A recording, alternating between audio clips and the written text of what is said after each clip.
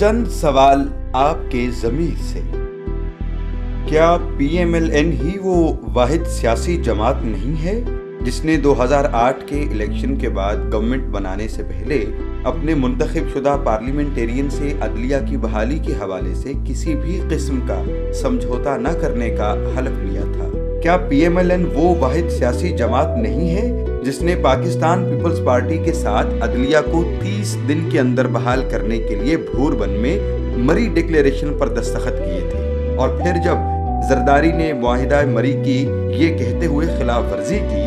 کہ معاہدے کوئی قرآن اور حدیث نہیں ہوتے، تو پی ایم ایل این نے اقتدار کو ٹھوکر مارتے ہوئے وفاقی وزارتوں سے استعفے دے دیے تھے؟ کیا پی ایم ایل این وہ واحد سیاسی جماعت نہیں ہے جس نے صدارتی انتخابات میں زرداری کے خلاف ایک انتہائی باکردار اور معتبر پاکستانی جسٹس ریٹائرڈ سعید الزماں صدیقی کو صدارتی امیدوار نامزد کیا تھا، اور پنجاب اسمبلی ہی وہ واحد اسمبلی تھی جہاں سے زرداری کو صدارتی انتخاب میں شکست ہوئی تھی؟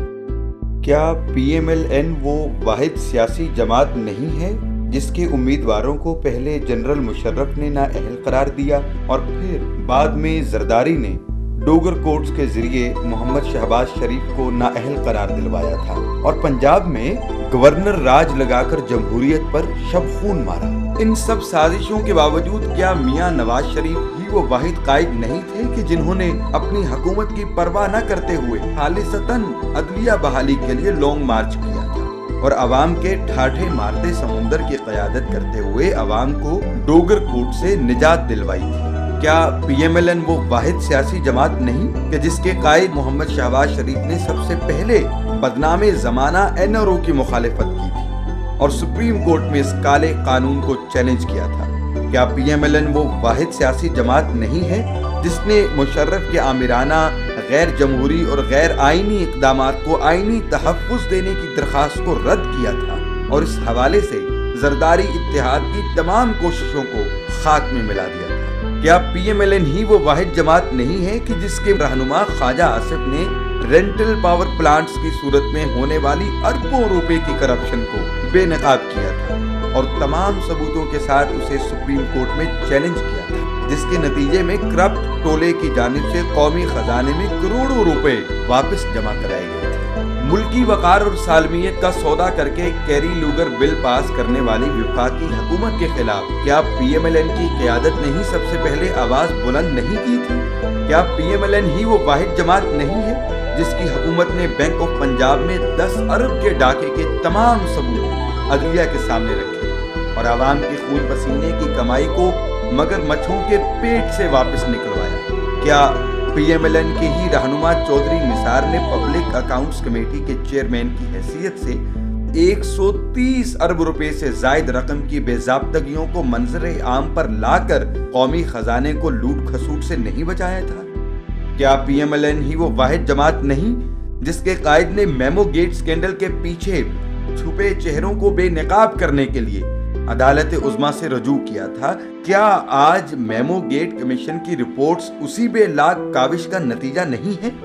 کیا پی ایم ایل این وہ واحد پارٹی نہیں جس نے جمہوری طاقت سے وفاقی حکومت کو غیر جانبدار الیکشن کمشنر نامزد کرنے پر مجبور کیا ہے اور اس طرح غیر جانبدارانہ اور شفاف انتخابات کی راہ ہموار کی ہے؟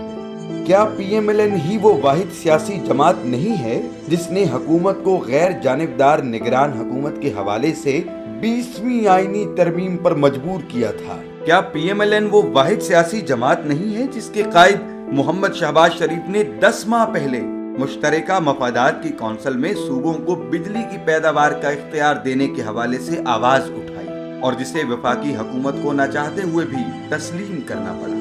کیا پی ایم ایل این وہ واحد سیاسی جماعت نہیں ہے جس نے آزاد عدلیہ کے فیصلوں کی توقیر اور عدلیہ کے خلاف ہونے والی ہر سازش کو بے نقاب کرتے ہوئے آئین کی بالادستی کا ساتھ دیا؟ کیا پی ایم ایل این ہی وہ واحد سیاسی جماعت نہیں جو بدترین لوڈ شیڈنگ کے خلاف عوامی امنگوں کی ترجمانی کر رہی ہے اور عوام کو متحرک کر کے وفاقی حکومت کی نااہلی کو بے نقاب کر رہی ہے؟ ذرا سوچیے، اگر پی ایم ایل این کی قیادت 12ویں سیاسی کھلاڑی کی طرح 2008 کے الیکشن کا بائیکاٹ کر دیتی تو آج پاکستان میں ڈوگر کورٹس چل رہی ہوتی۔ NRO کو آئینی تحفظ حاصل ہو، مشرف کے تمام آمرانہ اقدامات آئین پاکستان کا حصہ ہو، چند ارب ڈالر کی امریکی امداد پاکستانی سالمیت کا مذاق اڑا رہی ہو، رینٹل پاور سمیت ہر ادارے میں لوٹ کھسوٹ کا بازار بے نقاب نہ ہوتا، اور زرداری کی وفادار نگران حکومت آئندہ الیکشن میں دھاندلی کے لیے بالکل تیار ہوتی۔ اگر اس سارے گھناؤنے کھیل سے ملک و قوم کو نجات دلانا حقیقی اپوزیشن نہیں تو کیا ہے؟ فیصلہ آپ کا۔